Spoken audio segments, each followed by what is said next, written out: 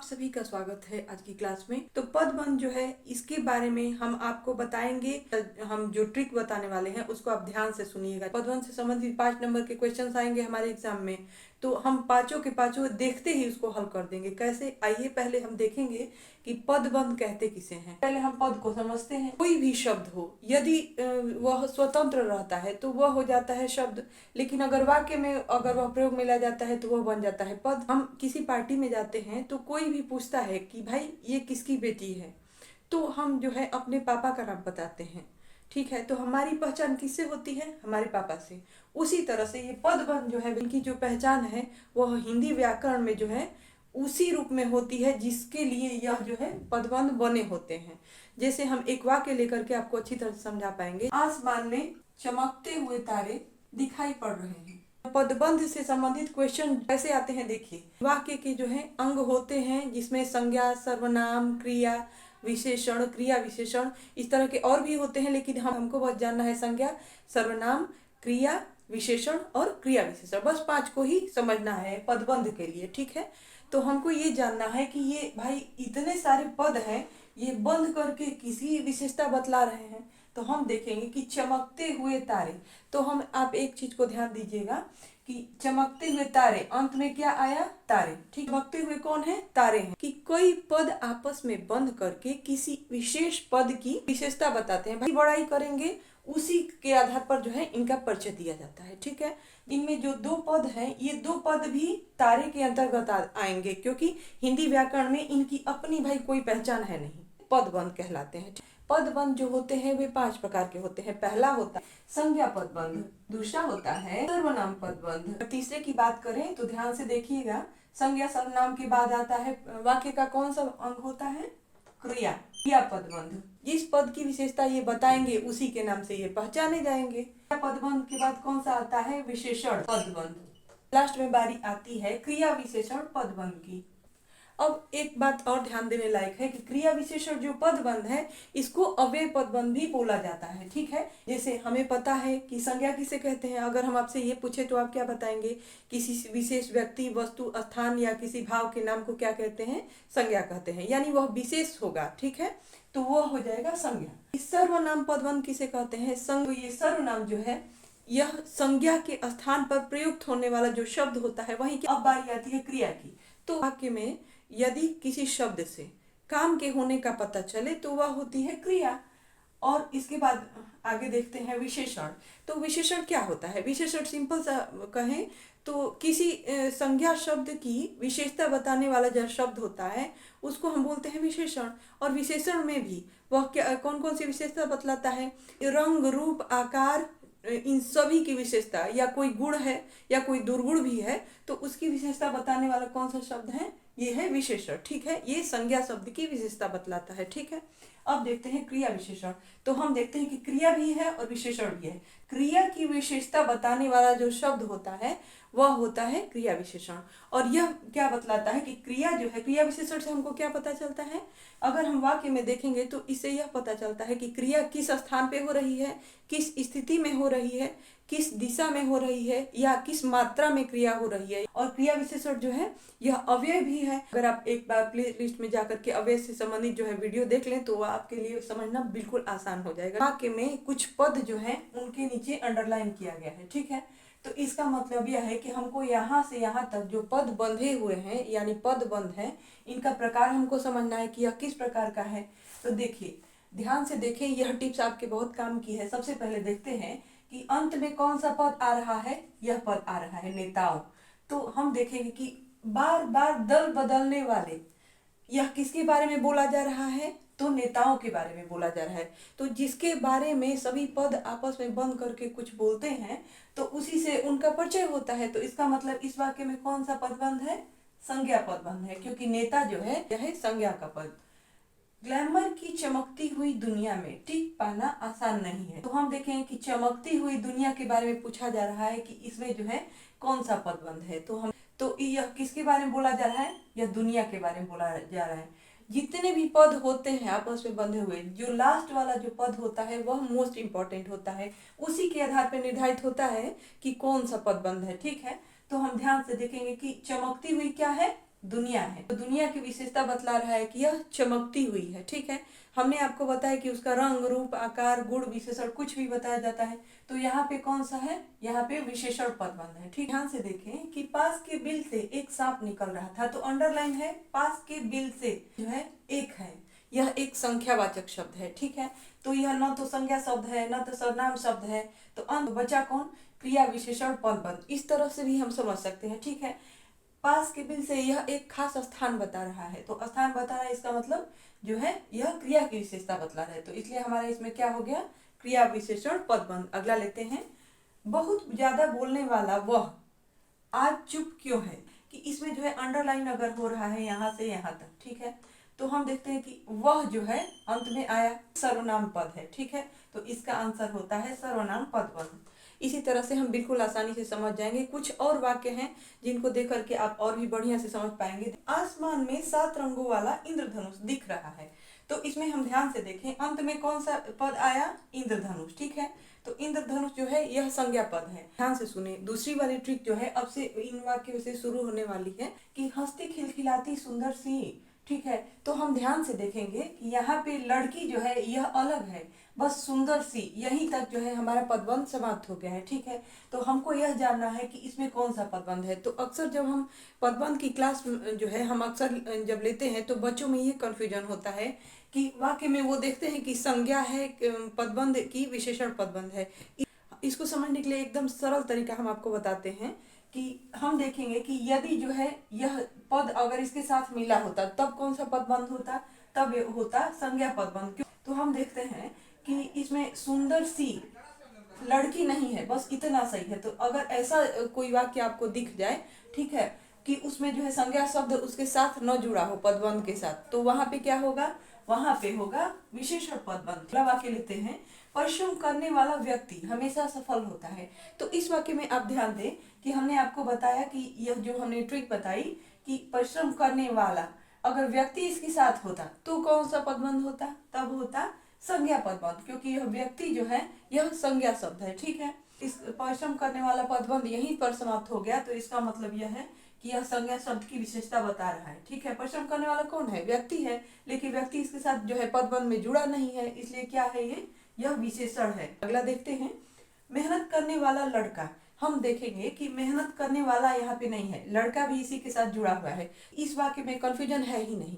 इसका है कि लड़का अगर साथ जुड़ा हुआ है तो यह क्या है, संज्ञा पदबंध। अगला लेते हैं, कितना अच्छा होता कि मैं अध्यापिका न होकर एक गायिका बन गई होती। ये सभी पद जो है इससे पता चलता है कि काम हो रहा है। इसका मतलब क्या है, क्रिया पदबंध। अगला है, बगीचे में खिला हुआ गुलाब बहुत सुंदर लगता है। तो हम देखते हैं गुलाब भी इसके साथ है, तो क्या होगा यहाँ पे, संज्ञा पदबंध, क्योंकि गुलाब के बारे में बोला जा रहा है, गुलाब है संज्ञा पद।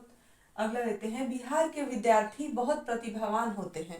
तो विद्यार्थी जो है यह एक जाति का बोध कराता है, तो ये है संज्ञा पद। लेकिन हमको क्या देखना है कि विद्यार्थी कहाँ के हैं, बिहार के हैं। ठीक है, तो इस तरह से यह जो है विशेष स्थान के हैं, इसलिए क्या है यहाँ पे बिहार के विद्यार्थी पद कौन सा है, यह है विशेषण, क्योंकि यह संज्ञा पद की विशेषता बतला रहा है। अगला लेते हैं, कल मैंने हिंदी की मोटी वाली किताब पूरी पढ़ ली।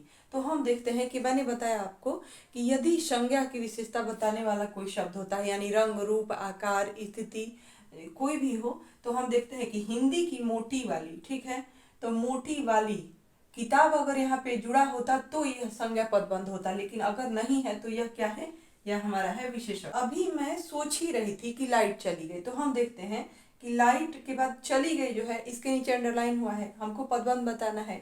चली गई यानी काम हो रहा है। ठीक है, तो ये है क्रिया पदबंध। मेरे मित्रों में से कुछ दिल्ली जा रहे हैं। लास्ट में कौन सा आया, ये आया कुछ। ठीक है, तो यह कुछ शब्द जो है यह सर्वनाम पद है। ठीक है, तो इस तरह से हम समझ जाएंगे कि यह क्या है, सर्वनाम पदबंध है। इस लड़के की अपेक्षा वह लड़का ज्यादा स्मार्ट है। तो ध्यान देंगे, एक ट्रिक तो इसमें छुपी हुई है। हम देखेंगे कि यदि दो लोगों में जो है तुलना की जाती है तो उसमें देखेंगे कि जो लास्ट वाला जो आता है अगर वह सर्वनाम पद होगा, लास्ट में जो होगा वह क्या होगा, अक्सर देखेंगे आप तो वह होगा सर्वनाम पद। ठीक है, अगर नाम आता है तो वह संज्ञा पद होगा। ठीक है, लेकिन अगर वह, तुम इस तरह से यदि आएगा तो वह क्या होगा, सर्वनाम पद। बिहार की धरती पर जन्म लेने वाले कर्पूरी ठाकुर को भारत रत्न से नवाजा गया है। ठीक है, तो इस वाक्य में हम देखते हैं कि बिहार की धरती पर जन्म लेने वाले कौन है? कर्पूरी ठाकुर है। ठीक है, तो यदि कर्पूरी ठाकुर इस पदबंध के साथ जुड़ा होता है यह पद, तो ये हो जाता संज्ञा पद, लेकिन यदि नहीं जुड़ा है तो ये कर्पूरी ठाकुर जो संज्ञा पद है उसकी विशेषता बता रहा है, तो ये इसलिए यहाँ पे क्या हो गया?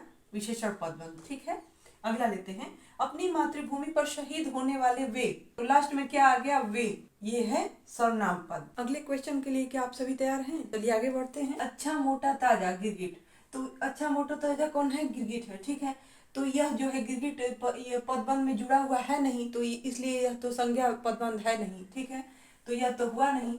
अब अगला देखते हैं कि काफी हरे पेड़ पर, तो हम देखते हैं कि यह पेड़ जो है यह भी इसके साथ जुड़ा हुआ नहीं है, इसका मतलब है कि ये दोनों जो है संज्ञा पदबंध तो है नहीं। देखते हैं कि अच्छा मोटा ताजा, ये खूबी बता रहा है किसी शब्द की, तो अगर किसी शब्द यानी अच्छा मोटा ताजा कौन है? ये है गिरगिट। ठीक है, तो इसकी विशेषता बता रहा है ये पद, और पेड़ की विशेषता बताने वाले ये पदबंध है। ठीक है, पेड़ की विशेषता जो है, पेड़ जो है संज्ञा पद है, और इसकी विशेषता बताने वाला जो है काफी हरे, यानी उसका हरापन बता रहा है कि यह बहुत हरा है, तो यह क्या है? यह रंग है, और यह इसका आकार है। तो रंग और आकार जो बताते हैं वे होते हैं विशेषण पदबंध। अगला लेते हैं, तोते की चोंच बहुत लाल है, तो हम देखेंगे कि ध्यान से देखिएगा कि अगर यह सहायक क्रिया है, ठीक है, तो सहायक क्रिया के पास यदि है यह पदबंध, तो इसका मतलब यह नहीं हो गया कि यह क्रिया चाहे क्रिया विशेषण पदबंध है। यह है तोते की चोंच के बारे में बोला जा रहा है कि बहुत लाल है। ठीक है, तो यह क्या है? विशेषण पदबंध। अगला देखते हैं कि छुट्टियों में हम घूमने जाते रहते हैं, तो हम जाते रहते हैं, इससे क्या हो रहा है? काम हो रहा है, ऐसा पता चलता है, तो इसलिए क्या है? क्रिया पदबंध। बच्चे शाम होते ही खेलने चले जाते हैं, तो इसमें भी ध्यान से देखेंगे कि खेलना जो है ये काम हो रहा है। ठीक है, तो हम इसको बनाएंगे कौन सा? ये है क्रिया पदबंध। ठीक है, आगे बढ़ते हुए उसने, हम देखेंगे कि लास्ट में कौन सा आया? उसने, तो उसने क्या है? यह है हमारा सर्वनाम पद, तो इसलिए यह क्या है? इसमें सर्वनाम पदबंध है। ठीक है, इन वाक्यों में ही बहुत सारे जो है ट्रिक छुपे हुए हैं। देखिए कौन से? इस चॉकलेट की अपेक्षा वह अधिक महंगी है, तो हमने आपको बताया कि जहां पर भी तुलना का भाव हो वहां पे क्या होता है? सर्वनाम। जब एक तो हमने ये आपको बताया, और दूसरा ये है नियम कि वह जो है यह सर्वनाम शब्द है, क्योंकि यह संज्ञा की जगह पे प्रयोग में लाया गया है। अगला लेते हैं कि बगुले की तरह लंबी चोंच अच्छी नहीं लगती, तो हम ध्यान से देखेंगे कि हमने आपको बताया कि तुलना जहाँ पे हो, तो तुलना तो यहाँ पे भी हो रही है, बगुले की तरह, बगुले के जैसे। ठीक है, लंबी, लेकिन हम देखते हैं कि यहाँ पे जो है चोंच जो है ये इसमें जुड़ी हुई नहीं है इस पदबंध में। तो ठीक है, हम क्या करेंगे कि इस पद को यदि यह पद पदबंध के साथ जुड़ा हुआ नहीं है, तब हम क्या समझेंगे? ये है विशेषण। ठीक है, हम देखेंगे कि वाक्य में यदि तुलना हो रही हो दो चीजों के बीच, तो वहां पे तो सर्वनाम होगा ही, लेकिन अगर हम देखेंगे कि वहां पे जो है सर्वनाम पद जो है नहीं है, तो क्या होगा? वहां पे होगा विशेषण। ठीक है, अगला लेते हैं, गाड़ी रुक रुक कर धीरे धीरे चलने लगी, तो हम देखेंगे कि अंडरलाइन कहाँ से कहाँ तक है? रुक रुक कर धीरे धीरे, तो हम ध्यान से देखेंगे कि ये पद बंद तो है, इसमें जितने सारे पद हैं वे क्या हैं? वे अव्यय हैं। तो ठीक है, तो अव्यय हैं, और इसके साथ साथ एक और चीज है कि हम ध्यान से देखेंगे कि कोई भी क्वेश्चन जब पूछा जाता है क्वेश्चन पेपर में, तो वो सीधे तरीके से भी पूछा जा सकता है, और कभी कभी क्या होता है कि कुछ टेढ़े तरीके से भी पूछा जाता है। तो यह जो है टेढ़ा तरीका है कि सीधे न पूछ करके पूछ रहा है कि यह जो है अव्यय पदबंध है, क्रिया विशेषण पदबंध है, क और ख दोनों है, या इनमें से कोई नहीं है। अगर इस तरह से अगर आता है ऑप्शन, तो इन ऑप्शंस में हम देखेंगे कि हमारा आंसर क्या बनता है? क और ख दोनों। शेर की तरह दहाड़ने वाले आप भींगी बिल्ली कैसे बन गए? तो हम देखते हैं कि शेर की तरह, हमने आपको बताया कि तुलना जहां होती है वहां पे क्या होता है? सर्वनाम होता है। एक तो हमने इस ट्रिक से समझ लिया, और दूसरी ट्रिक ये कि हम देखते हैं कि आप जो शब्द है यह तुम हो, या अगर आदर से कहते हैं किसी को तो आप बोल देते हैं, तो ये क्या है? सर्वनाम शब्द है। ठीक है, तो इस तरह से हमें पता चल गया कि क्या है? सर्वनाम पदबंध है। उस छोटी पहाड़ी के निकट बहता हुआ झरना है, तो इस वाक्य में हम देखेंगे कि अंडरलाइन जो है यहाँ तक खत्म हो गया। वाक्य में और सारे जो पद हैं वे बदल सकते हैं, लेकिन ये जो पद हैं ये नहीं बदलेंगे, तो इनको कौन सा पदबंध कहेंगे? अव्यय पदबंध। फ्रेंड्स, हम टास्क को थोड़ा कड़ा करते हैं, तो अगर कविता के जैसे हों तो उनको हम कैसे समझेंगे, आइए हम आपको बताते हैं। जैसे पदबंध कितने प्रकार के होते हैं? तो 5 प्रकार के, ठीक है। पदबंध के अंतिम पद के आधार पर अर्थग्रहण होता है कि कारक की पहचान होती है या नामकरण होता है। तो इन तीनों विकल्पों में हम देखेंगे कि पदबंध के अंतिम पद के आधार पर हम क्या करते हैं, हम उसका नामकरण करते हैं, ठीक है। कल कल छल छल नीनादिनी गंगा, गंगोत्री से निकलती है। ये गंगा के बारे में बताया जा रहा है, ठीक है। तो ये गंगा क्या है यहाँ पे? यह तो संज्ञा है। पदबंध की लिमिट कहाँ है? यहाँ तक है। तो ये क्या है? संज्ञा पद की विशेषता बताने वाला पदबंध। तो हमारा आंसर हुआ विशेषण। कि हाय सही नहीं जाती ग्रीष्म की उष्णता। तो हम देखते हैं कि प्रश्न ऐसे भी पूछा जा सकता है कि इस वाक्य में कितने पदबंध हो सकते हैं। तो हम ध्यान से देखेंगे कि हाय, यह जो है यह तो इसमें आदि बोधक अव्यय है, ठीक है। तो यह एक ही है पद, तो यह तो पदबंध हो ही नहीं सकता, क्योंकि इस पदबंध में पद बंधे होते हैं बहुत सारे, ठीक है। तो हम देखते हैं सही नहीं जाती, तो हम देखते हैं कि यह जो है यह एक क्रिया पदबंध बन सकता है, ठीक है।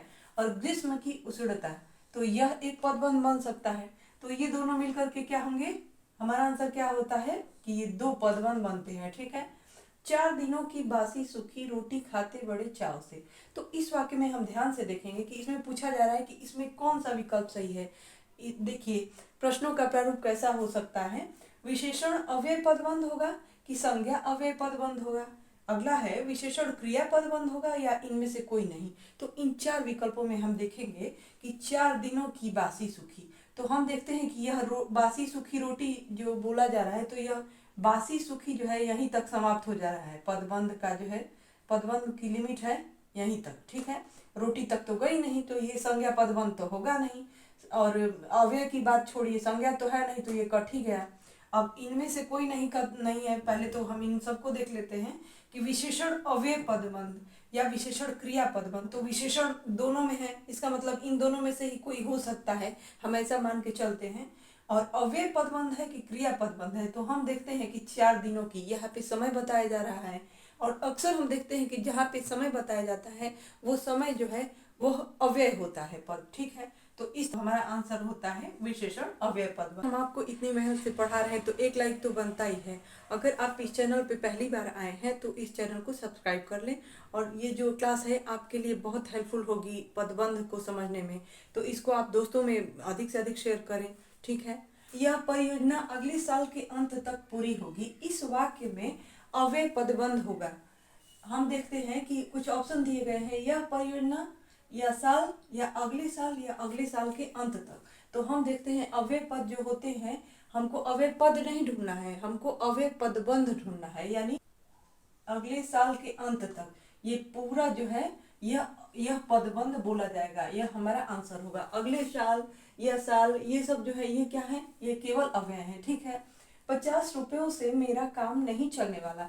तो प्रश्नों का प्रारूप ऐसा भी हो सकता है कि इस वाक्य में यह पदबंध किस कारक की ओर संकेत करता है। इस तरह के यदि प्रश्न आए तो हम देखेंगे कि हमको सबसे पहले कारक को समझना होगा। इसके लिए आप प्लेलिस्ट में जाकर के कारक संबंधी जो वीडियो है उसको जाकर के एक बार देख लेंगे तो यह आसान हो जाएगा आपके लिए। 50 रुपयों की 50 रुपयों से तो हमें पता चल कि ये पदबंध यहाँ तक खत्म होता है, लेकिन इसके बाद क्या आता है? से।